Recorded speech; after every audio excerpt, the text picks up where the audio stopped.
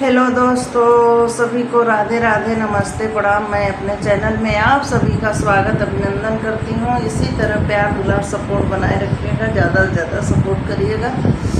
मैं आपकी शालिनी सिंह। देखिए, छोटा सा शिव चर्चा भजन है। वीडियो अच्छा लगे तो लाइक कमेंट शेयर जरूर करिएगा। सातो नदिया परमा से मोर भोला अइले बाहिनी, मोर भोला अइले बाहिनी। बीमारी माड़ा मारू बजावा भैया बाहिनी, बीमाड़ा मारू बजावा भैया बाहिनी। जेकरे गरावा में हो, जेकरे गरावा में नगा वाका हरावा हो, गुरवन गुरुजी हमार भैया बहिनी हो, गुरवन गुरुजी हमार भैया बहिनी हो। सातो नदिया परवा से मोर भोला अइले ने बहिनी, मोर भोला अइले ने बहिनी।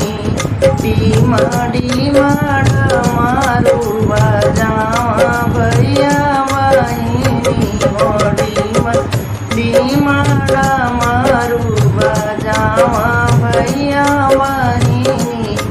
जेकरे हाथावा में हो, जेकरे हाथावा में त्रिशूलिया निशानिया हो, हवन गुरुजी हमार भैया बहिनी हो, हवन गुरुजी हमार भैया बहिनी।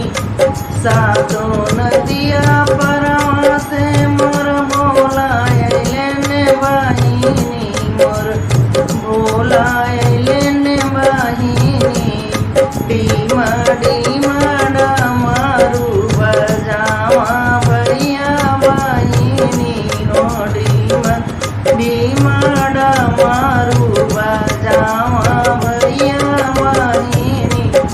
जेकरे हाथावा में हो, जेकरे हाथावा में डमारू निशानिया हो, हवन गुरुजी हमार भैया बहिनी हो, हवन गुरुजी हमार भैया बहिनी हो। सातो नदिया परवा से मोर भोला अइले ने बहिनी, मोर भोला अइले ने बहिनी। डीमा डीमाड़ा मारू बजावा भैया बहिनी हो, डीमा डीमाड़ा